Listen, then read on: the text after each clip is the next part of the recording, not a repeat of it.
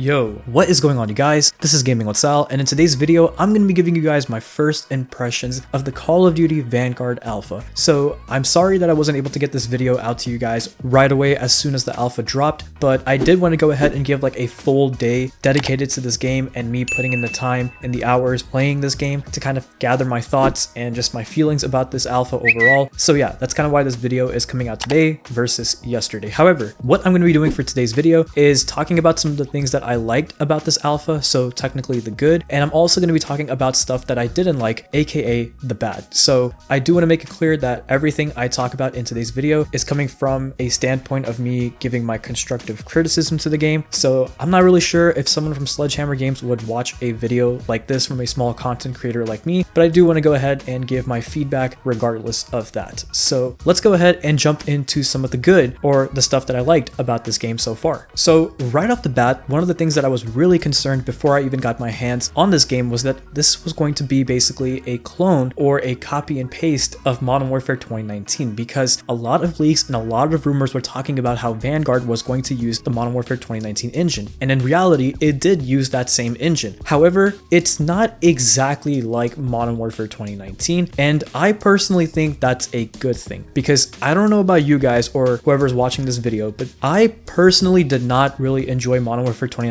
multiplayer as much because of how slow and campy it really felt. I feel like the game was made for new players in mind, and for those who are probably playing Call of Duty for the first time or aren't really as experienced with first-person shooters. So again, I thought that that's what Call of Duty Vanguard was also going to be like. However, from the moment that I immediately started moving in my first match, I was amazed, because this is technically like Modern Warfare 2019 in the sense of, you know, character movement, the weapon handling and all that kind of stuff, but it feels a tad bit faster than Modern Warfare 2019. So like the way your player moves around, the way the player mantles, all of these different in-game mechanics felt a lot more faster and smoother than Modern Warfare 2019. Of course, it's not as fast as something like Black Ops Cold War, because that game is straight up arcadey, if that's even a word, but it's much more fast-paced than Vanguard is. However, like I said, Vanguard is not as slow as Modern Warfare 2019, so I feel like it's right in the middle as far as movement goes when comparing it to those two past games. So I hope they keep this where it's at as far as the movement goes. I hope they don't make too many changes to it and that they don't revert back to how it was in Modern Warfare 2019 or make it too fast like how it is in Black Ops Cold War. I think it's in a very good spot right now. Next up, I want to go ahead and talk about the graphics, because when it comes down to the visual aspect of this game, it looks beautiful. It basically does look like Modern Warfare 2019, except that it takes place in the World War II era. And I know a lot of content creators have talked about this in a negative way, or with a negative tone of voice, I guess, but I think this is a good thing, because when it came down to Modern Warfare 2019, even though I didn't really enjoy that multiplayer, one of the things that they got right that I have to admit is that the game visually looked amazing. Of course, it looked way better than Black Ops Cold War does, but at the end of the day, graphics aren't everything. However, when they're there, I do have to appreciate them. Next up, when it comes down to weapon handling, I thought this felt great. Like the way that the recoil felt on some of the weapons, for example, the STG as well as the MP40, it felt like that you really had to learn the recoil pattern and learn how to control the weapon. So I did really enjoy that aspect as far as the weapons go. And then moving along to perks, one thing that I do want to go ahead and talk about and really appreciate is that Sledgehammer Games did the ghost perk right. They made it to where you have to be moving in order for the perk to work. So you can't sit in the corner and have ghost on, and if someone calls a spy plane in or anything like that, that you're going to be hidden, because you have to be moving in order to stay hidden from enemy streaks, intel, field mics, etc. So really love the fact that they did that. Now I want to go ahead and also talk about footsteps, because once again, when it comes down to Modern Warfare 2019, one thing that that game had was loud footsteps, and a lot of people weren't happy about that, because what would happen is that players would just crank up their headsets all the way and pretty much can tell exactly where you would be coming from by listening to your footsteps, unless if you had dead silence on. But of course, dead silence wasn't really a perk in that game. It was a field upgrade, so you weren't able to use it all the time. And yeah, pretty much what that did was it encouraged people to camp behind corners or, you know, covers or anything like that, or safe spaces. You know, it was very, very annoying, and it caused a lot of camping to be encouraged, which I did not want that to come back into Vanguard. So I hope, just like when it comes down to the movement, that they keep the footsteps where they're at as far as the audio for it goes, because they're not too loud. It seems like, if anything, that dead silence is kind of built into the game. So I really do hope that they keep it this way. That way players are more encouraged to kind of move move around and not be afraid that someone, like I said, is going to use their headset to kind of figure out where they're coming from, which in my personal opinion doesn't really take that much skill. And before I go ahead and give my thoughts on the actual Champion Hill mode, I do want to go ahead and say streaks are pretty fun in this game. For example, the Flame Knot as well as the Death Machine score streaks, or should I say kill streaks, were actually very fun to use in this mode. So I can't wait to see what other streaks will be coming with this game. Hopefully they're just as fun as these two streaks. But yeah, just wanted to go ahead and let you guys know that these streaks are really fun to use, and I did want to go ahead and mention that in the good section of this video. Now when it comes down to Champion Hill, one thing I can say about this game mode is that I feel like it's way more fun than the 2v2 gunfight we got back in Modern Warfare 2019. Granted, when that game mode first came out, I did enjoy that as well, but I really like how Sledgehammer Games took the gunfight mode and added way more layers to it. Basically, in Champion Hill, you're gonna have your regular gunfight modes where it's a 2v2 match between you and your team versus the enemy team, and pretty much each team has 12 lives altogether. The goal is to take out as many lives from the enemy team until they reach 0 lives, which will result of them being kicked out of the match altogether, and you would have to keep going until the last team is standing. So kind of like a battle royale twist on gunfight, which, like I said, I really like this idea. It does kind of feel weird because this is kind of a mode that we haven't really seen in Call of Duty before, and it doesn't really feel like your traditional Call of Duty mode, but at the same exact time, it's interesting enough to catch my attention. Now, will I be playing this mode when the game launches?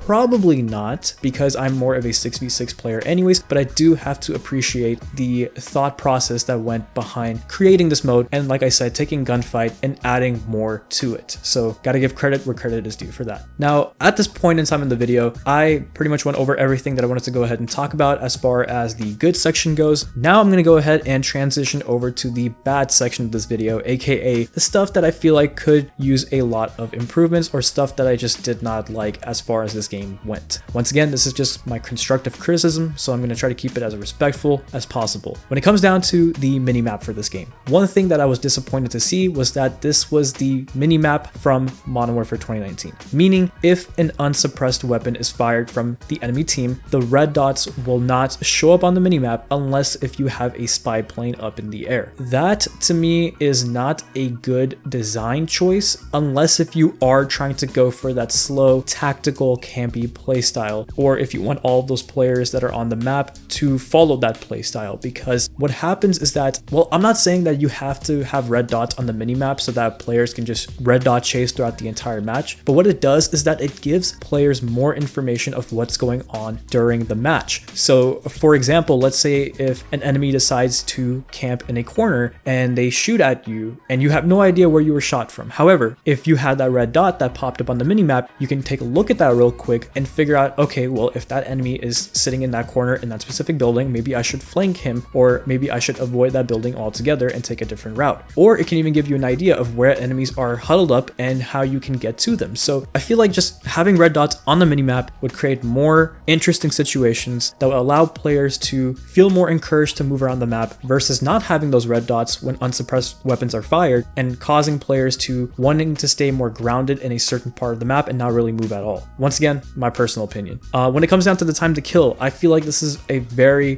fast time to kill. I'm not really sure if this is faster than Modern Warfare 2019 or if it's right at the same level as the time to kill from that game, but I guess one thing I realized after playing Treyarch games is that I enjoy a more slower time to kill, just because I feel like that if I'm being shot at, I have a chance to fight back. With this game and Modern Warfare 2019, I feel like once I realize that I'm being shot at, it's too late. I'm already gone. So that's one thing that I did have a problem with. Now, I'm not really sure how this is going to play in 6v6 because maybe, you know, since the players are more spread out, it could be different in that scenario or feel different. So as of right now, don't really know how I feel about the time to kill altogether, but I do have a feeling that I would want it to be a tad bit slower even after when I play the beta. So that's my opinion as far as time to kill goes. And then when it comes down to the maps itself, one thing that I do feel concerned about is how they're filled with doors and just boarded up areas. So when I say boarded up areas, if you guys have noticed in the gameplay in the background, There are times where I can run through certain walls, if that's even what you want to call them, but basically they're like boarded up sections of the map, and you could pretty much run through them or kind of smash certain parts of them and create new lines of sight. Basically, this is the destructible environment that Sledgehammer Games has been working on, or what the leaks have been talking about, but in my personal opinion, they're kind of lackluster. Like, it just seems like they're pieces of wood that you can destroy, and that's pretty much it. Like, you're not really changing the layout of the map, you're not really having levolution in your maps or anything like that. It's just pieces of wood being destroyed, you know? So I'm kind of worried that the other maps, as far as 6v6 goes, are just overly filled with these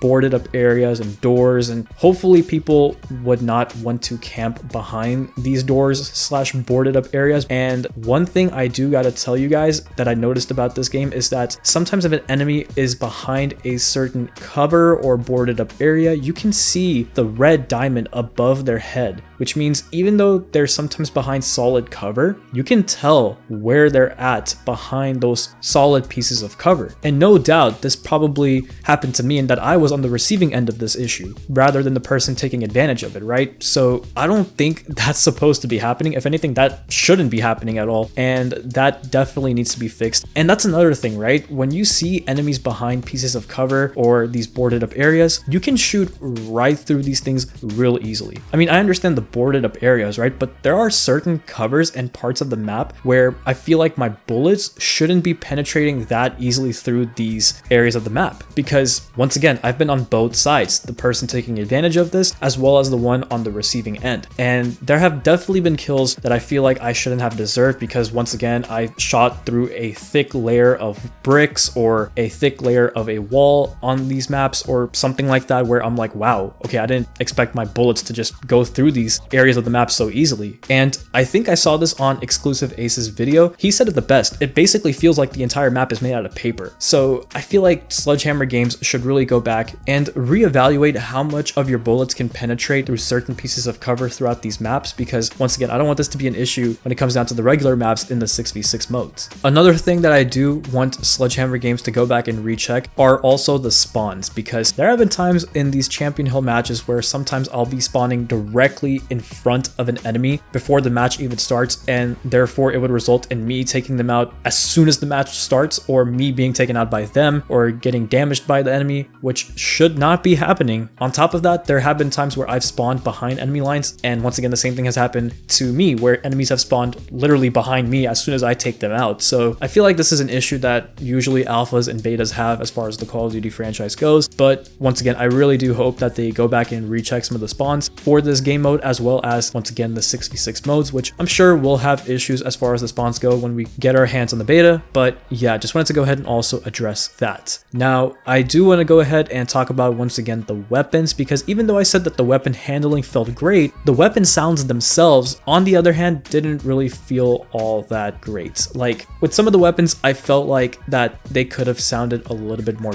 better. I don't know, I guess what I'm trying to say is that with some of these weapons, it felt like I was shooting a toy gun rather than an actual weapon, right? So not sure what Sledgehammer Games can really do about that now, but that's just one of my pet peeves that I had when I was playing this game. However, it's something I can live with. Now, one of the last things I do want to go ahead and cover as far as my constructive criticisms go for this game is the visibility. So when it comes down to the depth of field in this game, it's pretty bad. Basically, whenever you're running around some of these Champion Hill maps, there are certain times where if you really pay attention, when you're looking off into the distance of these maps, you'll see that it's kind of blurry, unless if you aim down sight and really focus on those certain parts of the map that are off in the distance far away from you. And me personally, I think that should not be the case in multiplayer. Like, maybe in campaign missions, that effect might look a little cool, but in multiplayer, I feel like visibility is important, and it's one of the top priorities that developers should keep in mind when designing these games. Because what if there's an enemy that's really far off into the distance that's using a sniper or anything like that, right? But because the depth of field is so blurry when you're looking off into the distance of some of these maps, you might not even be able to make out where this character is, even if you see that red diamond or their red name above their head, which I've seen happen to many players, and it's even happened to me sometimes too, where I'm literally being shot from the very far distance of the map and I can see the enemy's name, but I really can't see where their actual physical body is. And I don't know what I'm shooting at half the times. So I feel like that the depth of field should really be improved whenever the game finally launches. Now, when it comes down to getting shot by an enemy, the blood splatter and the screen becoming a little dark,